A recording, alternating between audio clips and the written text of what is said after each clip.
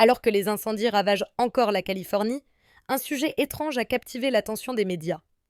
Dans le quartier de Pacific Palisades, l'un des plus touchés par les flammes, des milliers de maisons ont été réduites en cendres, effacées de la surface de la Terre.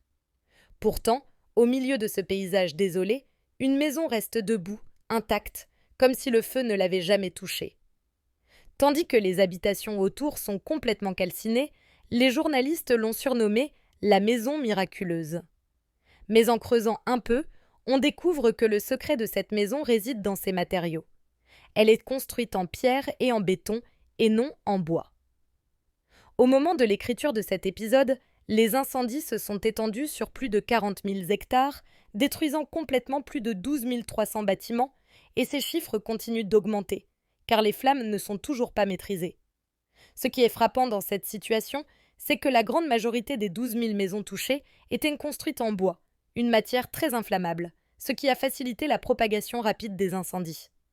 Les pompiers, qui ont lutté contre ces incendies, expliquent que lorsqu'une maison prenait feu, celle à côté s'enflammait aussi presque instantanément, et ainsi de suite, comme un effet domino, réduisant tout en cendres en un rien de temps. Ils ajoutent que si certaines maisons avaient été construites en matériaux résistants au feu, comme le béton ou la pierre, les incendies auraient pu être stoppés ou ralentis, empêchant une telle propagation. Pour bien comprendre la situation, il faut savoir qu'aux États-Unis, seulement 6% des constructions, comme les gratte-ciel ou certains bâtiments dans les grandes villes commerciales comme New York et Chicago, sont faits de béton. Le reste, soit 94% des constructions, est en bois, surtout dans les villes ordinaires, les banlieues et les zones rurales. Ce choix de matériaux contribue largement à la catastrophe, car le bois favorise la propagation des flammes. Le gouvernement américain est très contrarié par cette situation et tente d'inciter les gens à construire leurs maisons avec des matériaux autres que le bois, ou au moins à utiliser des matériaux isolants pour les murs extérieurs. Plusieurs États ont essayé à plusieurs reprises de faire passer des lois imposant ces normes de construction, mais la population reste réticente. La majorité continue à construire des maisons en bois, même dans des zones à risque élevé d'incendie de forêt. Par exemple, les statistiques montrent qu'au Colorado, plus d'1 million de maisons ont été construites en bois, y compris dans des régions où les incendies sont fréquents chaque année. En fait, environ 44 millions de maisons aux États-Unis sont situées près des forêts, dans des zones classées à haut risque d'incendie, et la plupart sont en bois. Ce qui est encore plus surprenant, c'est que dans de nombreuses régions, après avoir été ravagées par des incendies massifs, les gens reconstruisent toujours leurs maisons en bois. Même les compagnies d'assurance ont fini par réagir face à cette obstination. Ces dernières années, plus de 12 grandes compagnies ont cessé d'assurer les maisons en bois dans les zones à risque d'incendie. En conséquence, de nombreuses maisons détruites lors des récents incendies n'étaient pas couvertes par une assurance. Toutefois, malgré ce retrait, les compagnies d'assurance ont tout de même déboursé entre 20 et 40 milliards de dollars pour les pertes. Cela soulève une question intrigante. Pourquoi les Américains s'accrochent-ils autant au bois pour leurs maisons?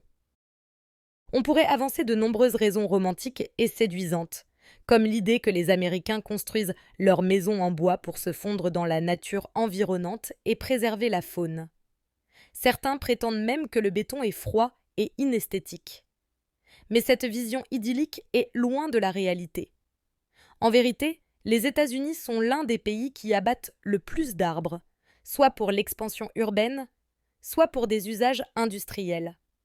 Chaque année, plus de 36 millions d'arbres sont perdus, et entre 2001 et 2020, les forêts américaines ont diminué de 100 millions d'acres.